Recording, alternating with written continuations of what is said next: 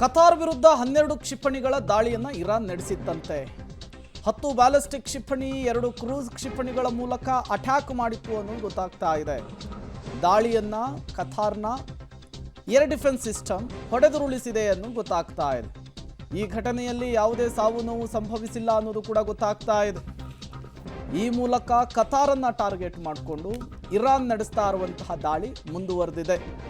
ನಾವಾಗಲೇ ಹೇಳ್ತಾ ಇದ್ವಿ, ಮುಗಿಲೆತ್ತರದ ಕಟ್ಟಡವೊಂದಕ್ಕೆ ಡ್ರೋನ್ ತಗಲಿ ಕತಾರ್ನ ಬೃಹದಾಕಾರದ ಕಟ್ಟಡವೊಂದು ಹೇಗೆ ಧಗಧಗಿಸಿತ್ತು ಅಂಥೇಳಿ.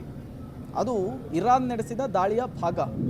ಬಹುತೇಕ ಕ್ಷಿಪಣಿಗಳನ್ನು, ಬಹುತೇಕ ಡ್ರೋನ್ಗಳನ್ನು ಹೊಡೆದುರುಳಿಸುವಂತಹ ಕೆಲಸ ಆಗ್ತಾ ಇದೆ ಅಂಥೇಳಿ ಮತ್ತೊಂದು ಕಡೆ ಕತಾರ್ ಮಾಹಿತಿಯನ್ನು ಕೊಡ್ತಾ ಇದೆ. ಇದರ ನಡುವೆ ಇರಾನ್ ಕೊನೆಯವರೆಗೂ ಕೂಡ ತಮ್ಮ ಹೋರಾಟವನ್ನು ಮುಂದುವರಿಸೋದಾಗಿ, ಮುಯಿಗೆ ಮುಯಿ, ರಕ್ತಕ್ಕೆ ರಕ್ತ, ಪ್ರತೀಕಾರವನ್ನು ತೀರಿಸಿಕೊಳ್ಳುವುದಕ್ಕೆ ಶಪಥವನ್ನು ಗೈದಿದೆ. ಅದರ ಭಾಗವಾಗಿಯೇ ಅಮೆರಿಕ ಎಚ್ಚರಿಸಿದರು, ಇಸ್ರೇಲ್ ಎಚ್ಚರಿಸಿದರು, ತನ್ನ ದಾಳಿಯನ್ನು ಮುಂದುವರಿಸ್ತಾ ಇರುವಂಥದ್ದು. ಈಗಾಗಲೇ ಬೆಂಜಮಿನ್ ನೆತನ್ಯಾಹು ಹೇಳ್ತಾ ಇದ್ದಾರೆ, ಯಾರೇ ಉತ್ತರಾಧಿಕಾರಿಯಾಗಿ ಆಯ್ಕೆಯಾದರೂ ಕೂಡ ಅವರನ್ನು ಮುಗಿಸ್ಬಿಡ್ತೀವಿ ಅಂತ. ಮತ್ತೊಂದು ಕಡೆ 1 ತಿಂಗಳ ಕಾಲ ನಾವು ಯುದ್ಧ ಮಾಡೋದಕ್ಕೆ ರೆಡಿ, ಅದೆಷ್ಟೇ ಖರ್ಚಾಗಲಿ, ಇರಾನ್ನನ್ನು ನಾಮಾವಶೇಷ ಮಾಡ್ತೀವಿ ಅಂಥೇಳಿ ಡೊನಾಲ್ಡ್ ಟ್ರಂಪ್ ಗರ್ಜಿಸ್ತಾ ಇದ್ದಾರೆ.